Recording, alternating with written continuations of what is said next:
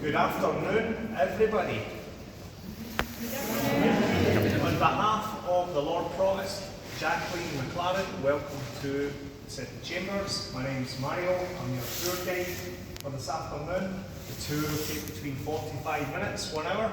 All the rooms are available for you to go inside, take pictures, ask any questions. While on the tour, if I can ask that you all remain together, it's very easy to wander off and get lost.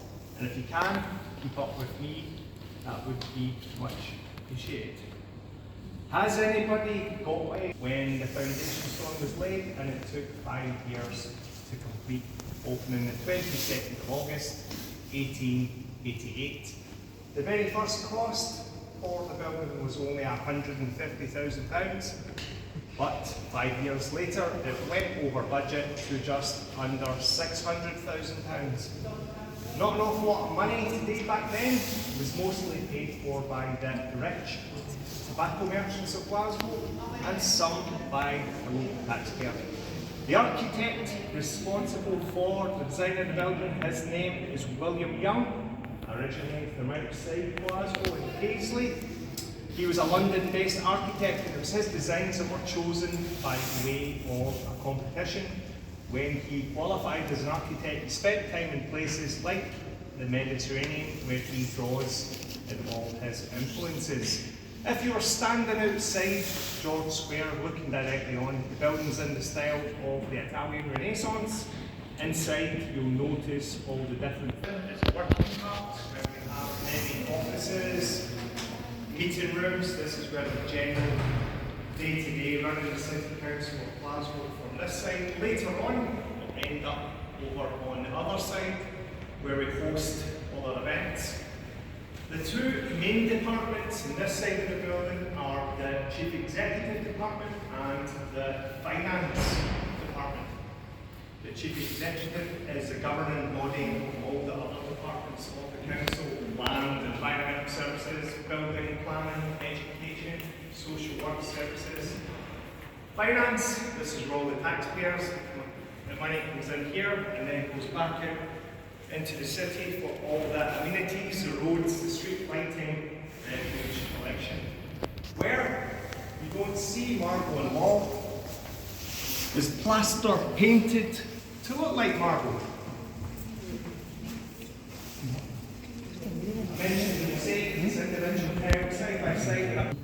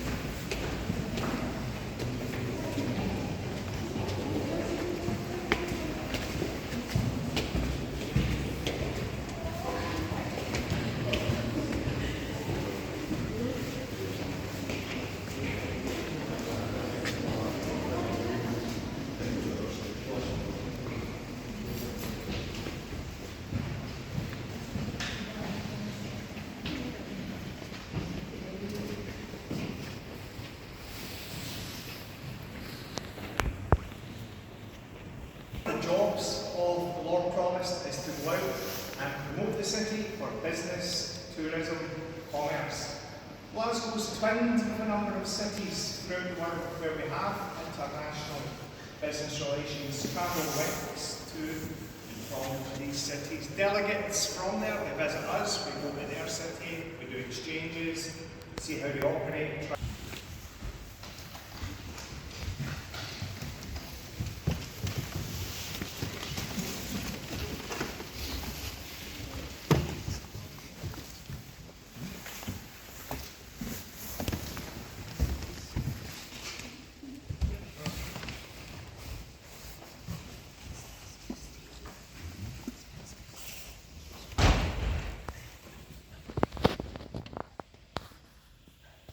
Where you're sitting right now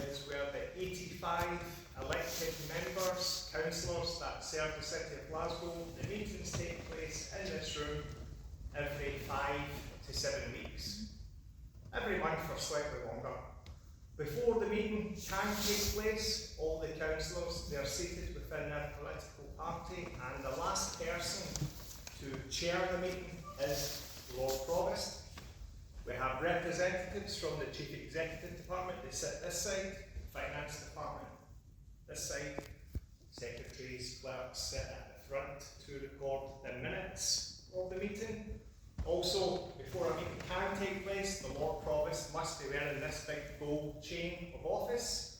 There's a ceremonial mace of solid silver, gold plated, very similar to the mace of anyone see the opening of the House of Parliament.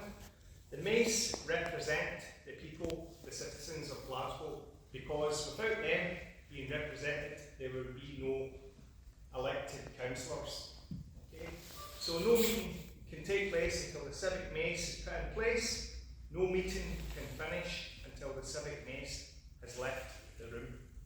Both the mace and the chain, these two items, have to be present during a full council meeting. If any of these items are missing, any laws that are passed that day can be contested.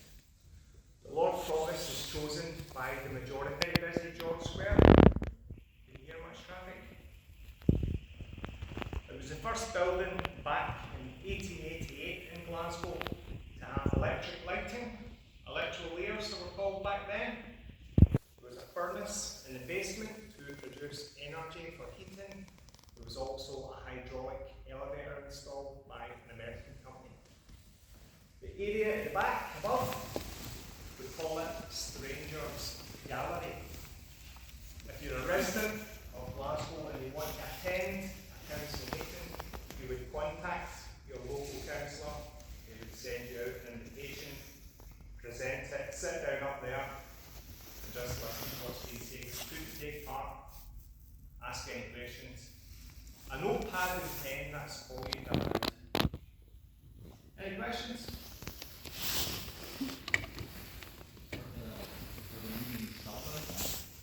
We have webcams either side of the room, so if you're interested you can go online to the glasgow.gov.uk website. There's a video link that will show you the last council meeting, or if you know the actual day it is taking place, you can go online and watch it live as it happens. Satinwood suite. Satinwood from Queensland in Australia. We've got a really nice ornate marble fireplace. It's probably the best view from anywhere else of the building of George Square. We use the room for small civic receptions, PowerPoint presentations, prize givings. We've got two really nice paintings that are permanently on loan to us from the Kelvin Grove Museum in the West End of the city. Both of these paintings are by the same artist, Edward Atkins Hornell, who was part of a group of artists between 1910 and 1920, locally known as the Glasgow Boys. So this painting is called A Spring Roundly, but apart from that, do you notice another theme in the painting?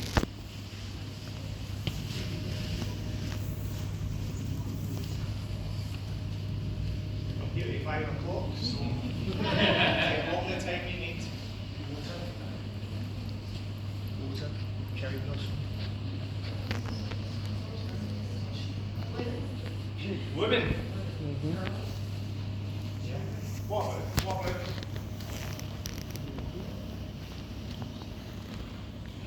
They're all smiling.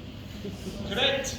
The artist has painted his niece 7 poses of the same face. Well done. Next one. And away they went. Their options. Were they going to keep it for their own private personal art collection? Might look nice above the fireplace. It was found in a disused telephone box outside the city centre. The original frame was discarded and all we got back was the canvas. So when it's went to be reframed, it's made the painting somewhat smaller. Moving on.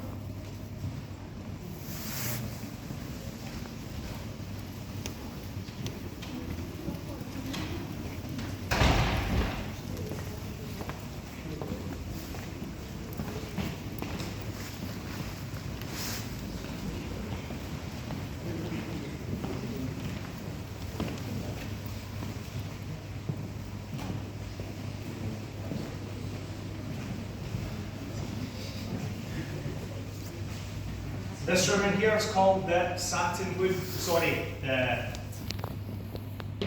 this room in here, we call it the octagonal suite. Can anybody tell me why it's called that? The wood in here is slightly different, again from Australia, the island off it, Tasmania. It's a very rare wood, there's not much of it left. What is left is protected. It takes between 200 to 400 years for a hewn pine tree to fully mature, going back in time in history, convicts that were rounded up from the UK, transported over to Australia.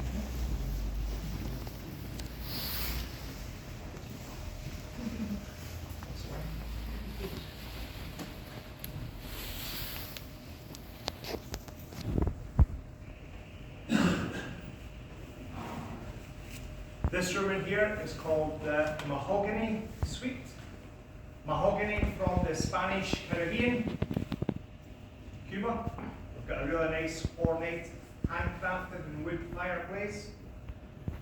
This room is mostly set up as the bar, where we have slightly more tables stretched from one end of the room to the next, serving teas, coffees, non-alcoholic beverages, through to the satinwood suite. On to this next room, the largest room in the City Chambers banquet hall. It's also used as a holding area if we're having a large event like this.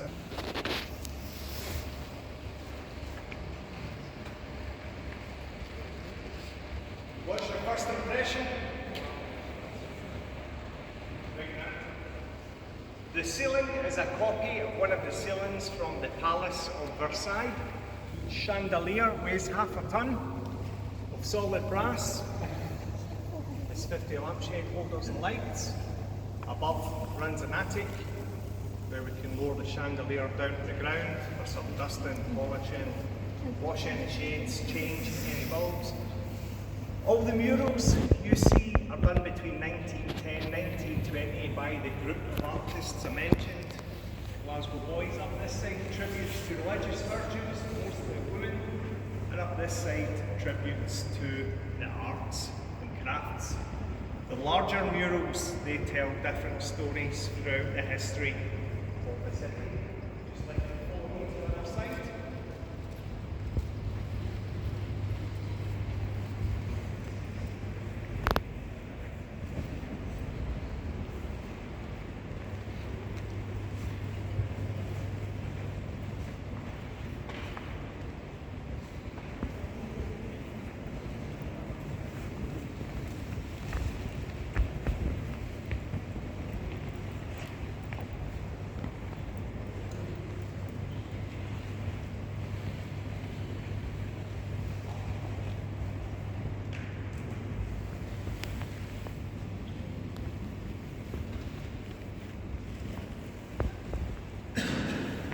This half-moon mural by Henry Walton represents the 12th century. Not far from here, a place called Glasgow Green, you have William I of nobility on top of the horse. In the centre, the death of Lord Provost. Behind Bishop Jocelyn, and to the very far left, all the councillors, they come together and they make the borough, the town of Glasgow, the sealed charter, city status. 1190, 12th century. Above the stage on the wall we have this armorial and signature of Glasgow. The bird, tree, bell, fish and the ring.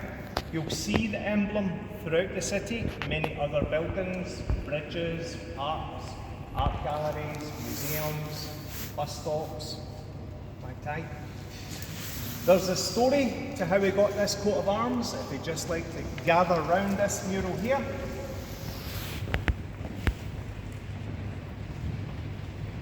This is an interactive tour, I'll be asking some questions. This mural by Alexander Roche represents the 9th century. It wasn't called Glasgow back in the 9th century, it was called the Kingdom of Strathclyde. The story goes, King Roderick, very Germanic, gives his wife, his queen, Langareth a ring as a love token. The Queen is having a liaison with the King's Knight, and she gives the ring to him. While out on a hunting expedition, the King becomes suspicious of the knight. Late that evening, when everyone's asleep, he has him searched, and what does he find? He's very angry. His wife, his queen, has been unfaithful to him. He takes the ring, goes down onto the River Clyde, throws it in. When they return home the next day, the King summons the Queen to court, and he says to her, "The ring I gave you, I want to see it back." She doesn't have it. She needs time to go and look for it, but she's unable to find it. At this point, she's very worried, concerned, fearing for her life. She gets in contact with this holy man, this priest. His name is called Kentigern, and she confesses her sins to him. He sends her away to wait. He then asks two of the best local fishermen to go down onto the River Clyde, and he says to them, the first fish they catch, to bring it to him. The fishermen, they catch a salmon, they take it to Kentigern. He opens it up, and what does he find? He's able to return the ring to the Queen. She's able to present the ring in front of the King, restoring her honour, embarrassment, and saving her from a certain death. The bird in the tree, can you see it? The fish, the ring. Can anyone see a bell?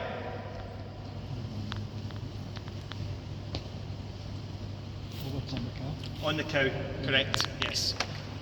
Kentigern goes on to become the patron saint of Glasgow, Saint Mungo. In his sermon, he would say, "Let Glasgow flourish by the preaching of thy word and the praising of thy name," which was eventually just shortened to "Let Glasgow flourish." Moving on. People from the Highlands would bring cattle down into Glasgow Green. From the lowlands, they would bring horses. And they'd all have this big gathering in the month of July. You have the clan chiefs on the left, members of the clergy on the right, and in the background, all the people coming together, which we call to this very day, the second week in the month of July, the Glasgow Fair. Not too long ago, industry in the past, they would all close down and their annual workforce would take a 2-week holiday vacation. The councillors, they still honour this tradition. Come the second week in July, they'll all stop what they're doing, no more meetings. Glasgow has quite a bit of work here. He just gets called one of the Glasgow boys. Back in the 19th century, Glasgow was the #1 producer of the steamship. At one point in time in history, there was 300 dry docks up and down the length of the River Clyde, producing, manufacturing steamships of different sizes, proportions, for sale all over the world. 10% of the world's shipping industry was built right here on the Clyde. That's a massive amount of ships. This gave Glasgow the reputation, second city of the British Empire. London invested in its banking system, Glasgow in its heavy industry of locomotive and steamships. Any of the ships that didn't manage to sell were able to bring back the materials used in the interior. That's why we bought marble from Italy, wood from Australia, Cuba. We never had it here in Scotland. It was all brought back. Does anybody know what this man here is doing? Making rivets. Yes. He's heating up the rivets. Riveter. Big thick nail bolts that get heated up till they're red hot. They then get beaten into the panels of steel, and when they cool down, they make the ship, the vessel, watertight. It's a multifunctional room. We use it for many high-profile events, civic receptions, civic dinners, concerts, charities, fashion shows. The carpet and rugs, they can be rolled up, placed outside the room. There's a really nice parquet-style floor for some ballroom dancing, island dancing. We've had many famous people throughout the years, artists, musicians, presidents, royalty, and now all you. Just like for me. side of the building is a lot lighter in colour. It's Carrara marble, again from Italy. It's the tallest marble staircase in Western Europe to go 3 floors high. The Vatican in Rome has more marble per square foot metre, but it only goes to two and a bit floors. And it has been used in here by various filming production companies to represent places like the Vatican. It's cheaper to film here than it is to go to Rome. The councillors, they quite happily give. Got the ears, the eyes, shout. Next one.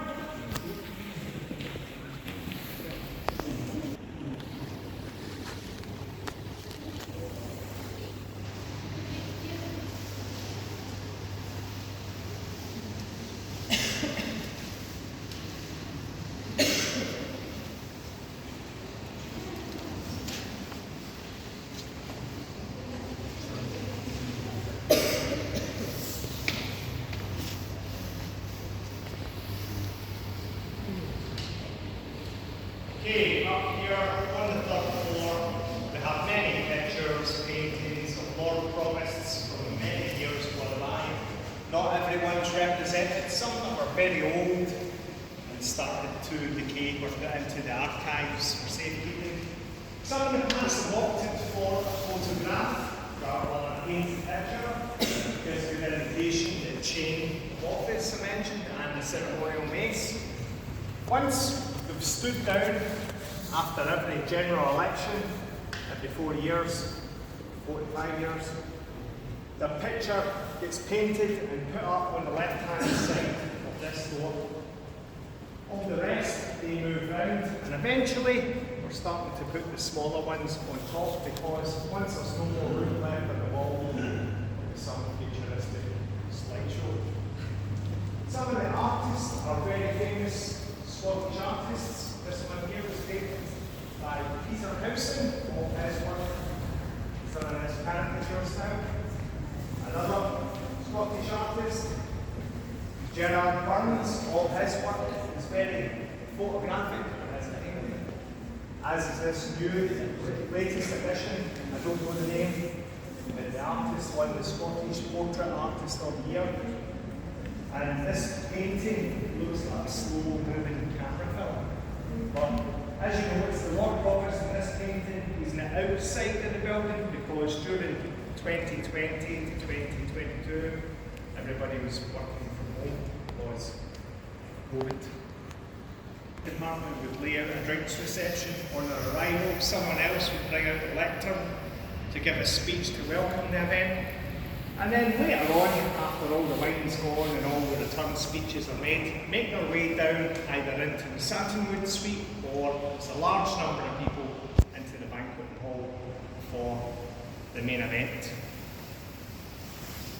Any questions?